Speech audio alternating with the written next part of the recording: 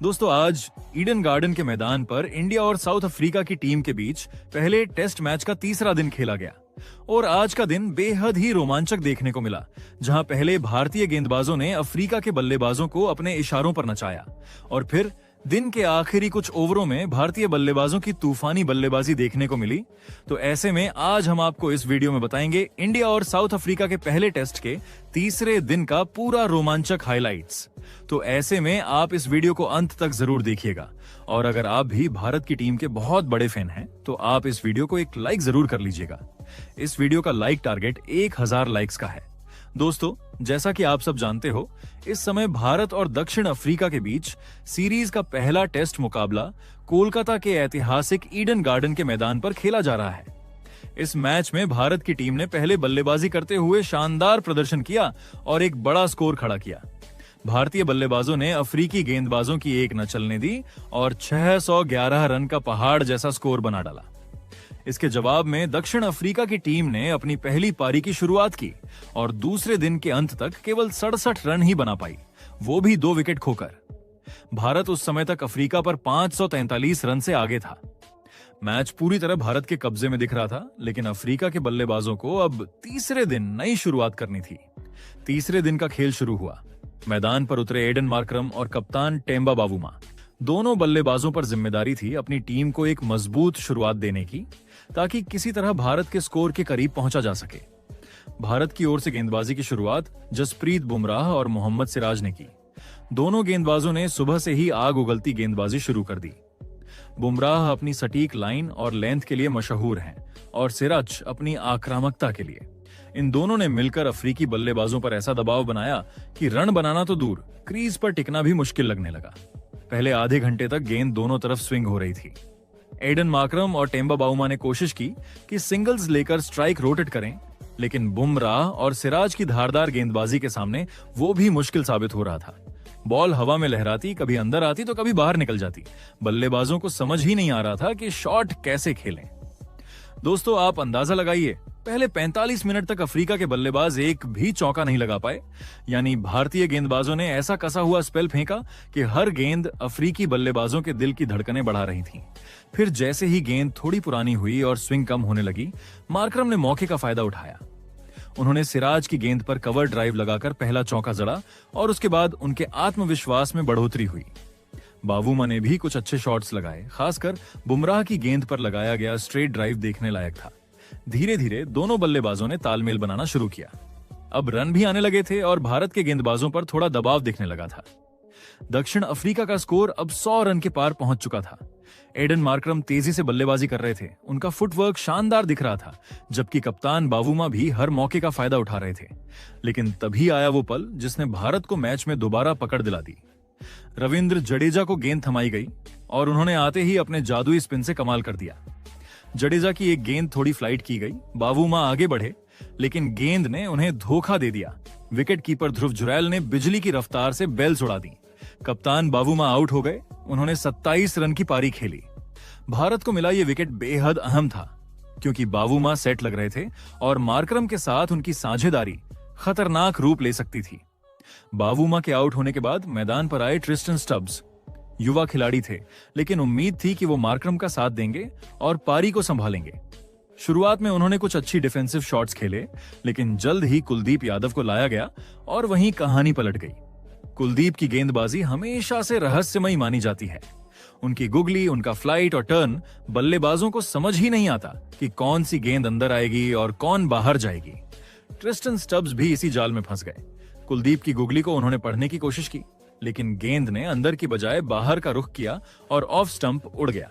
कुलदीप यादव ने एक बार फिर दिखा दिया कि क्यों उन्हें भारत का मिस्ट्री मैन कहा जाता है। स्टब्स ने सिर्फ 11 रन बनाए और पवेलियन लौट गए। अब मैदान पर आए डेविड बेडिंगम। दूसरी ओर एडन मार्करम अब अपनी फॉर्म में थे। उन्होंने अक्षर पटेल की गेंद पर एक शानदार चौका लगाकर अपनी अर्धशतकीय पारी पूरी की। पूरे जोश में आए मार्करम ने बल्ला उठाकर दर्शकों का अभिवादन किया। वहीं भारतीय फील्डर्स भी जानते थे कि यह बल्लेबाज अभी भारत को परेशान कर सकता है। दिन का पहला सेशन अब अपने अंतिम दौर में था। भारत ने विकेट तो झटके थे, लेकिन मार्करम अभी भी डटे हुए थे। डेविड बेडिंगम ने भी शुरुआत में थोड़ा संघर्ष किया, लेकिन धीरे धीरे उन्होंने भी लय पकड़ी। दोनों बल्लेबाजों ने आखिरी कुछ ओवरों में समझदारी भरी बल्लेबाजी की, कोई अनावश्यक जोखिम नहीं लिया और भारत को कोई और विकेट नहीं दिया। पहले सेशन की समाप्ति तक दक्षिण अफ्रीका का स्कोर था 148 रन, 4 विकेट के नुकसान पर था। एडन मार्करम नाबाद थे और अपनी पारी को बड़े स्कोर में बदलने की ओर बढ़ रहे थे। हालांकि भारत अब भी पूरी तरह इस मैच पर हावी है। दोस्तों, तीसरे दिन का पहला सेशन भारत के नाम रहा, क्योंकि भले ही अफ्रीका ने कुछ रन जरूर बनाए, लेकिन भारतीय गेंदबाजों ने मैच को अपने कब्जे से निकलने नहीं दिया। जिसके बाद दूसरे सेशन का खेल शुरू हुआ। अफ्रीका की उम्मीदें टिकी थीं 2 बल्लेबाजों पर, डेविड बेडिंगम और एडन मार्करम। दोनों बल्लेबाज मैदान पर डटे हुए थे और ऐसा लग रहा था कि अब वो अफ्रीका को कुछ राहत दिला सकते हैं।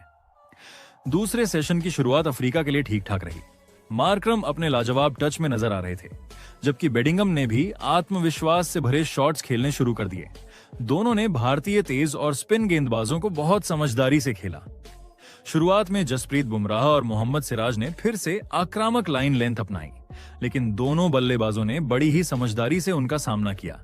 फिर कप्तान शुभमन गिल ने जल्दी ही गेंद स्पिनरों को थमा दी और मैदान पर आए कुलदीप यादव और रविंद्र जडेजा। लेकिन अफ्रीकी बल्लेबाजों ने शुरुआत में इन दोनों के जाल से खुद को बचाए रखा। एडन मार्करम आज कुछ और ही मूड में थे। उनके बल्ले से निकलती हर गेंद मिडल होकर जा रही थी, मानो हर शॉट में आत्मविश्वास टपक रहा हो। बेडिंगम ने भी उनका अच्छा साथ दिया। दोनों के बीच अब तालमेल बन चुका था और दोनों के बीच की साझेदारी 50 रन के पार पहुंच चुकी थी। पहले 10 ओवरों में अफ्रीका ने अटैकिंग अप्रोच दिखाते हुए 42 रन जोड़ लिए थे। दर्शक भी अब जोश में थे। लग रहा था कि शायद अफ्रीका इस सेशन में वापसी कर सकती है। लेकिन दोस्तों, क्रिकेट की खूबसूरती ही यही है, पल में खेल बदल जाता है और यही हुआ ईडन गार्डन में। कप्तान शुभमन गिल ने गेंद थमाई अपने ट्रम्प कार्ड कुलदीप यादव को, और फिर जो हुआ उसने अफ्रीका को चारों खाने चित कर दिया। कुलदीप यादव ने अपने पहले ही ओवर में कमाल कर दिया। पहली बार डेविड बेडिंगम पर उन्होंने एक ऐसी फ्लाइटेड गेंद डाली जो बल्लेबाज को आगे आने के लिए मजबूर कर दे। बेडिंगम ने हवा में उठाकर शॉट खेलने की कोशिश की, लेकिन गेंद पूरी तरह बल्ले पर नहीं आई और बाउंड्री पर शुभमन गिल ने एक शानदार कैच पकड़ लिया। बेडिंगम ने 31 रन की उपयोगी पारी जरूर खेली, लेकिन वो भारत के मिस्ट्री स्पिनर के जाल में फंस गए। लेकिन दोस्तों, असली झटका तो अभी बाकी था। कुलदीप की अगली ही गेंद पर नए बल्लेबाज कायल वेरेन मैदान पर आए। सामने थी घूमती हुई गेंद और कायल वेरेन ने सोचा शायद ये सीधी जाएगी, लेकिन कुलदीप की गुगली ने उन्हें पूरी तरह छका दिया। गेंद पैड और बैट के बीच की जगह से अंदर आकर स्टंप उड़ा गई। वेरेन बिना खाता खोले पवेलियन लौट गए। एक ही ओवर में 2 विकेट। पूरा ईडन गार्डन कुलदीप के नारों से गूंज उठा। अफ्रीका की टीम जो कुछ मिनट पहले संभली हुई दिख रही थी, अब पूरी तरह दबाव में थी। मैदान पर माहौल बदल चुका था। भारत के खिलाड़ी जोश में थे, वहीं अफ्रीका के डगआउट में सन्नाटा पसर गया था। एडन मार्करम अब अकेले योद्धा की तरह मैदान पर खड़े थे।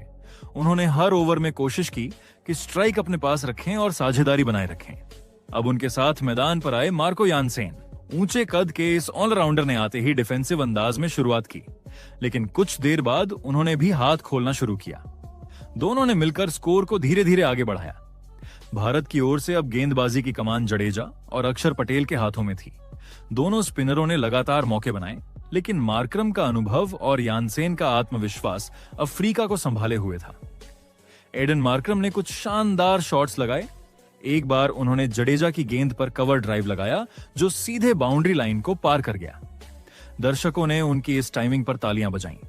दूसरी ओर मार्को यानसेन भी पीछे नहीं रहे। उन्होंने कुलदीप की गेंद पर आगे बढ़कर एक शानदार छक्का लगाया।